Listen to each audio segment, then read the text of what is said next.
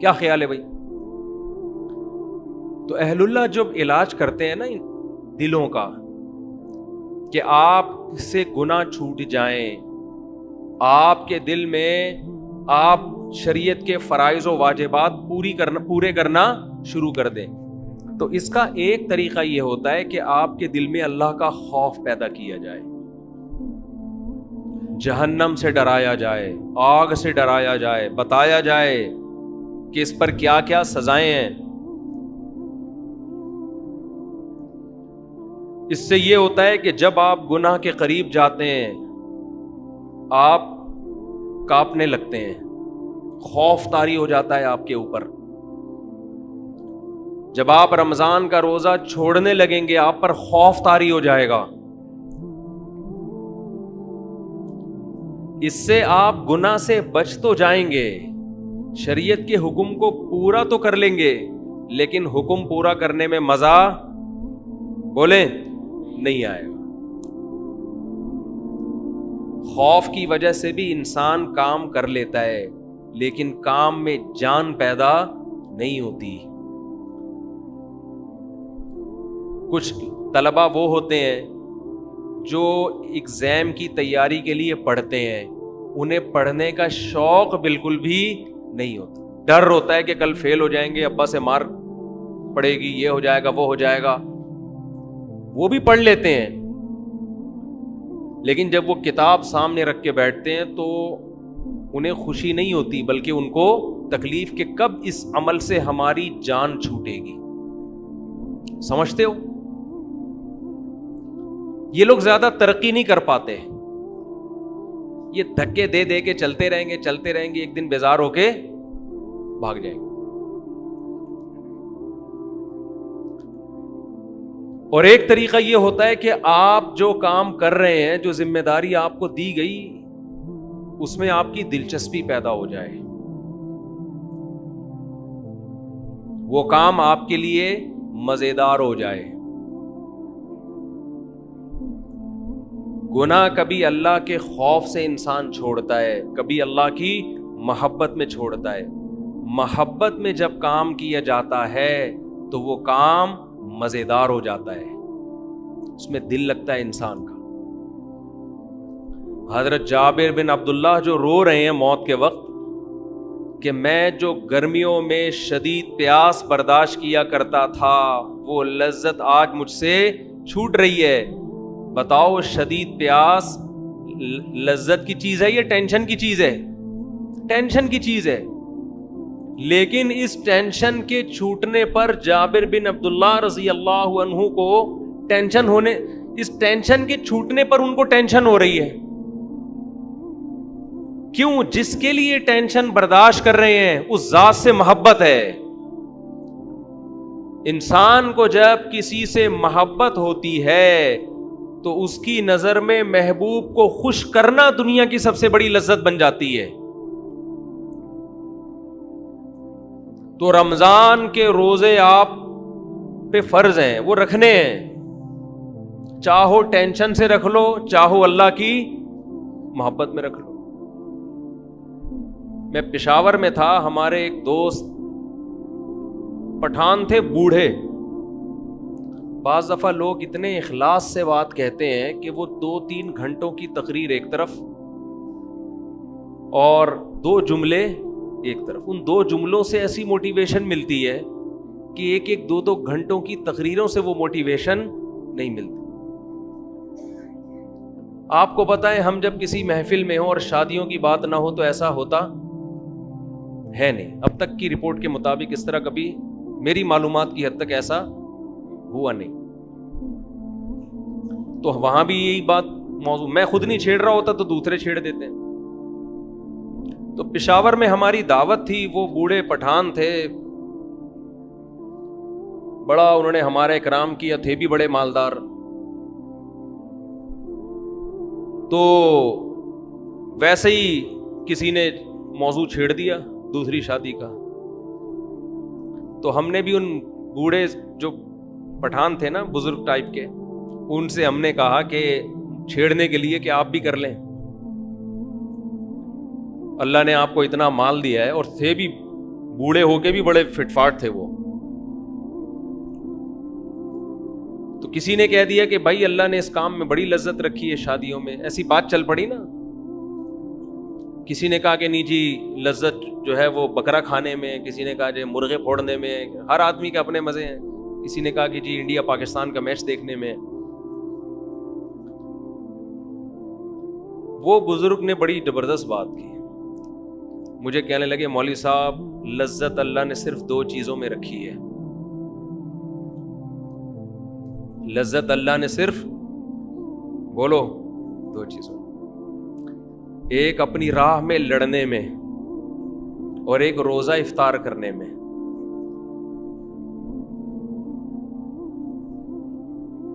یہ بات انہوں نے ایسے جذبے سے کہی, جو آدمی خود عمل کرتا ہے نا, عمل, اس کی بات میں اللہ نے وزن بہت رکھا ہے. شو مارنے کے لیے تو کوئی بھی کچھ بھی کہہ دے, گورنمنٹ کی طرف سے کوئی پابندی نہیں. آج کل بڑے بڑے موٹیویشنل اسپیکر پڑے ہوئے ہیں, ایسی تقریریں کر رہے ہوں گے, آپ کو لگے گا ان سے زیادہ نیک آج تک اس کائنات میں پیدا وہی نہیں. لیکن جب آپ ان کے پاس جاؤ تو 5 منٹ بات کرنے کے بھی پیسے مانگتے ہیں وہ. ان سے بولو نا کوئی نصیحت کر لو, کہہ رہے 50 روپے یہاں رکھ, پھر نصیحت کروں گا میں تجھے. مکمل پروفیشنل بن چکے ہیں, پیسہ, بزنس, خیر خواہی کا جذبہ ہے, اچھے بھی ہیں, اچھے لوگ بھی ہیں. تو اس نے جو دل سے یہ بات کہی نا, اس بات کو کہے ہوئے میرا خیال ہے 7-8 مہینے ہو گئے. اتنا مزہ آیا اس کے منہ سے یہ 2 جملے سننے میں, اتنا مزہ آیا کہ جب میں یہ بیان کرتا ہوں نا, تو بیان کرتے ہوئے مجھے اپنے جذبات پہ کنٹرول نہیں ہوتا. سوچیں اس نے کتنے اخلاص سے یہ جملہ کہا ہوگا. اس کی ساری عمر لڑائی میں گزری ہے, ساری عمر. اس نے کہا مزہ اللہ نے کس میں رکھا ہے, صرف 2 چیزوں میں. ایک خدا کی راہ میں لڑنے میں, دوسرا روزہ افطار کرنے میں. آپ کہہ سکتے ہو کہ روزہ افطار کرنے میں جو لذت ہے وہ کھانے پینے کی لذت ہوگی. میرے بھائی کھانے پینے کی لذت ہر بھوکے کو حاصل ہوتی ہے. کھانے پینے کی لذت ہر بھوکے کو, بولو, یہ تو انگریز کو بھی ہوتی ہے, بھوک کے بعد اس کو کھانا ملے گا, اس کو بھی بڑا مزہ آئے گا.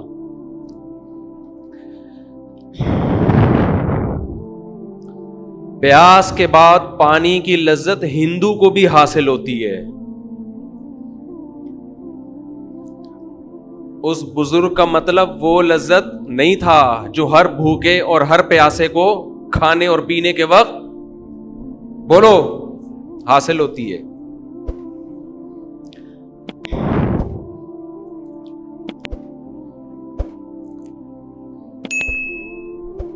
یہ جو روزے دار کو افطاری کے وقت لذت حاصل ہوتی ہے, یہ وہ لذت ہے جس لذت کے حاصل کرنے کے لیے دل میں اللہ کی محبت کا ہونا, بولو, ضروری ہے.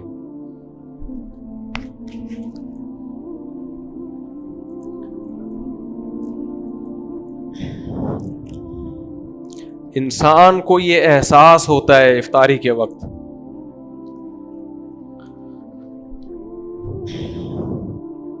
ذرا تھوڑا سا ٹھنڈا پانی دے دیں. جب سے یہ 3 شادیاں ہوئی ہیں نا,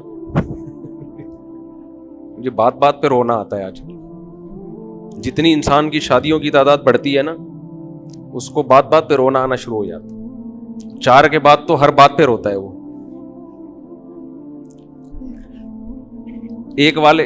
کسی نے کہی, میں نے سنا کہ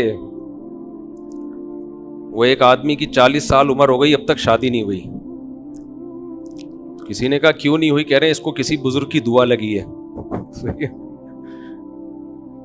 وہ دعا کیا لگی ہے کسی بزرگ کی اس نے خدمت کی تھی, انہوں نے دعا دی تھی اللہ کرے تو ہمیشہ خوش رہے. اس کے بعد 40 سال ہو گئے. یہ موضوع ایسا جذباتی شروع ہو گیا, اس کو ہم نے بھی چینج کرنا ہے.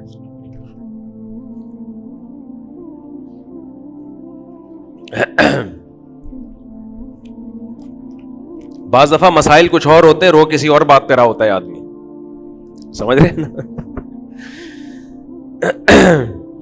خیر کیا بات کر رہا تھا میں, تو میں عرض کر رہا تھا کہ جو افطاری کے وقت لذت ہے نا, لذت, یہ بھوک اور پیاس ختم کرنے کی لذت نہیں ہوتی,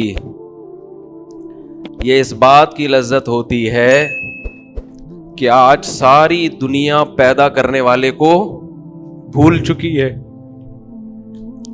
دنیا میں ہر شخص نے ہر ایک کو یاد رکھا ہے,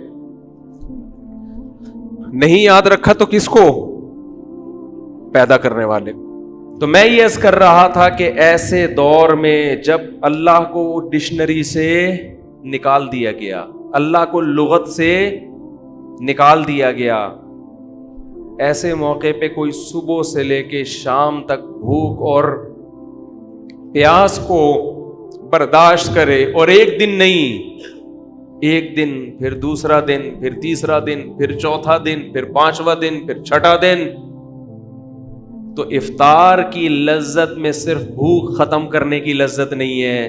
اصل لذت یہ ہے کہ جس خدا کے لیے صبح سے شام تک قربانی دی, وہ خدا ہماری اس افطاری پر بھی ہم سے خوش ہو رہا ہے.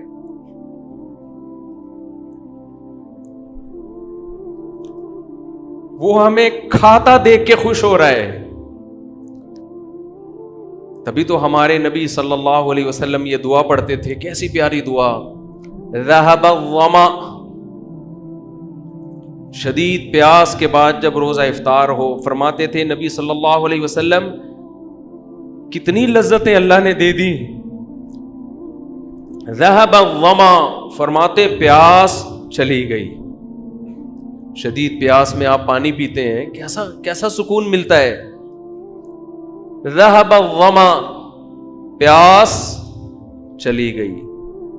وابتلت العروق, رگیں تر ہو گئیں. سارا دن انسان بھوک اور پیاس کی وجہ سے کیسا خشک ہو جاتا ہے, سوکھ جاتا ہے. آپ نے دیکھا ہوگا افطاری کر کے جب لوگ نماز میں آتے ہیں چہروں پہ کیسی رونق بحال ہو جاتی. عصر میں نمازیوں کی حالت دیکھا کریں اور مغرب میں دیکھا کریں, زمین اور آسمان کا فرق ہے, کیسی چہروں پہ رونق آتی ہے. ذهب الظما, فرمایا پیاس چلی گئی. وابتلت العروق, رگیں تر ہو گئیں. یہ مادی نعمت ہے. اور آگے فرماتے ہیں وثبت الاجر انشاء اللہ, اور اللہ نے چاہا تو صبح سے لے کے اب تک اللہ کے لیے جو ہم نے قربانی دی ہے وہ اجر ہمارا ثابت ہو گیا. وہ اجر اللہ نے اپنے ہمارے اعمال میں لکھ دیا. مزے ہی مزے, لذتیں ہی لذتیں.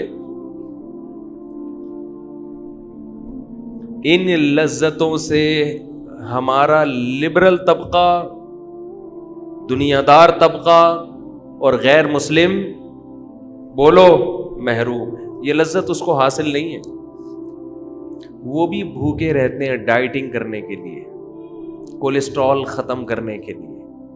ان کو ان کے ٹرینر نے کہا ہوتا ہے کہ ایک ٹائم کے کھانے کا ناغہ کر دو.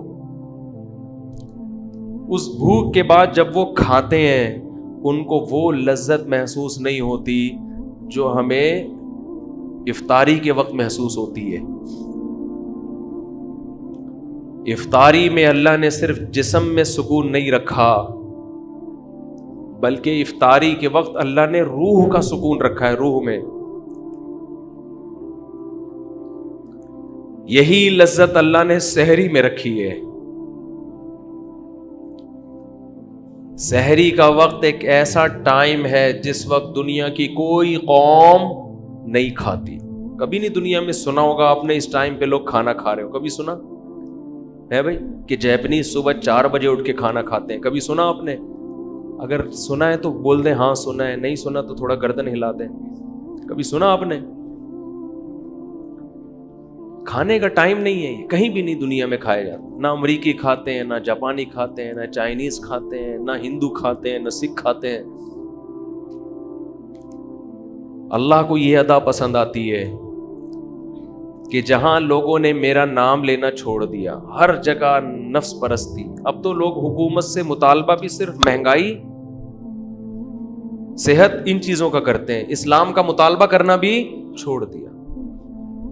پہلے ہمارے سیاسی لیڈر اسلام کا نام لیتے تھے, مجھے ووٹ دے میں اسلام کو نافذ کروں گا. اب ہمارے سیاسی لیڈروں نے اسلام کا نام لینا چھوڑ دیا. ان کو پتہ ہے اسلام کے نام پہ ووٹ نہیں ملے گا, ووٹ ملے گا مہنگائی کے نام پہ, آزادی کے نام پہ. تو ایسے دور میں جب اللہ کو لوگوں نے اپنی کتابوں سے, اپنی ڈکشنری سے نکال دیا, تو نبی صلی اللہ علیہ وسلم نے فرمایا کہ اللہ اور اس کے فرشتے صبح سحری کھانے والوں کے لیے پر رحمت بھیجتے ہیں. فرشتے رحمت کی دعا کرتے ہیں ان لوگوں کے پر جو صبح اٹھ کے, کیونکہ اللہ کو یہ ادا بھی اپنے بندوں کی پسند آتی ہے کہ دنیا میں کوئی قوم اس ٹائم پہ کھانا نہیں کھاتی اور میرے نیک بندے صبح اٹھ کے کھا رہے ہیں. کیوں؟ کس کا حکم ہے؟ اللہ کا حکم ہے. کلوا واشربوا حتى يتبين لكم الخيط الابيض من الخيط الاسود من الفجر. اللہ نے فرمایا کھاؤ اس وقت تک جب تک سفید دھاگا سیاہ دھاگے سے ممتاز اور جدا نہ ہو جائے, یعنی صبح صادق طلوع نہ ہو جائے. ثم اتموا الصيام الى الليل, پھر غروب آفتاب تک اس روزے کو مکمل کرو. اے اللہ بہت مشکل حکم ہے, پوری روٹین تو نے ہماری چینج کر دی. اللہ نے تسلی دی, ایام معدودات, پورے سال کے لیے نہیں کہہ رہا, گنے چنے دن ہیں, گنے چنے انگلیوں پہ گن سکتے ہو, اس سے زیادہ تمہیں میں مکلف نہیں بنا رہا. ویسے بھی آپ کی جنرل نالج کے لیے پاکستان میں 15 سال سے روزے 29 ہی ہو رہے ہیں. 30 روزے میری اور آپ کی نسلیں نہیں دیکھیں گی, مجھے تو ایسا ہی لگتا ہے. 2006 سے میں نوٹ کر رہا ہوں, اس سے پہلے کا مجھے یاد نہیں. یہ 2022 ہے, 2007 سے لے کے 2021 تک, اب 22 چل رہا ہے نا, یہ کتنے سال ہو گئے؟ 14 سال. ایک دفعہ بھی رمضان 30 کا نہیں ہوا ہے. یہ خود ایک بہت بڑا سوالیہ نشان ہے, سمجھتے ہو؟ ایک نشان ہے یہ کیا ہو رہا ہے مارکیٹ میں. محرم کبھی 30 کا ہوگا, کبھی منفی باتیں کرنے کا کوئی فائدہ نہیں ہوتا, لیکن بعض دفعہ آدمی اپنے جذبات کا تو اظہار کر سکتا ہے نا. محرم کبھی 29 کا ہوگا, کبھی 30 کا. سفر کبھی 29 کا, کبھی 30 کا. ربیع الاول کبھی 29 کا, کبھی 30 کا. 14-15 سال ہو گئے, رمضان 30 کا ہو کے نہیں دے رہا. ماہر فلکیات بعض دفعہ کہہ دیتے ہیں کہ ناممکن ہے کہ 29 ہو, ناممکن ہے کہ 29 کو چاند نظر آئے, پھر بھی 29 ہی کا ہوتا ہے. الحمدللہ یہ ایک نشان ہے سوالیہ ہلال کمیٹی پر, سمجھ رہے ہو؟ بہت بڑا سوال ہے یہ کہ مارکیٹ میں ہو کیا رہا ہے. تو میں ایک پروگرام ریکارڈ کروانا تھا میں نے 30 نا, تو میں 29 کے بعد میں نے کہا بس وہ پورے رمضان چلے گا نا, تو انہوں نے کہا 30 اگر 30 ہو گئے. میں نے کہا کسی کا باپ بھی پاکستان میں 30 روزے نہیں کر سکتا, تو 29 ہی ہوں گے. معذرت کے ساتھ ایسی گندی گندی باتیں بھی بعض دفعہ انسان کر لیتا ہے, لیکن یہ ہے ایک بڑا مسئلہ ہے یہ. تو لیکن بہرحال جو کمیٹی کا اعلان ہو آپ نے فالو اسی کو کرنا ہے. ایسا نہ ہو کہ سب عید منا رہے ہوں اور آپ روزہ رکھ کے بیٹھے ہوئے ہوں. ہم بھی جو کیونکہ گورنمنٹ کا جو فیصلہ ہوتا ہے ماننا پڑتا ہے. بنے کیوں کر جو ہو سب کار الٹا, ہم الٹے بات الٹی یار الٹا. خیر کہاں اچھی اچھی باتیں چل رہی تھی, پھر یہ بیچ میں کچھ باتیں غلط آ گئی. میں جلدی سے سمیٹ کے ختم کرتا ہوں, بس 2 منٹ میں ختم کرتا ہوں. رمضان کے حوالے سے بات تو رمضان کی چل رہی تھی نا. تو میرے بھائی روزہ رکھو پابندی کے ساتھ، اسے جرمانہ سمجھ کے مت رکھو، پینلٹی سمجھ کے مت رکھو. اللہ کی محبت پیدا کرو اپنے اندر، اللہ کی محبت میں بھوکا پیاسا رہنا سیکھو. اور میں تو کہتا ہوں نفلی روزے بھی رکھا کرو، کچھ نفلی بھی رکھا کرو.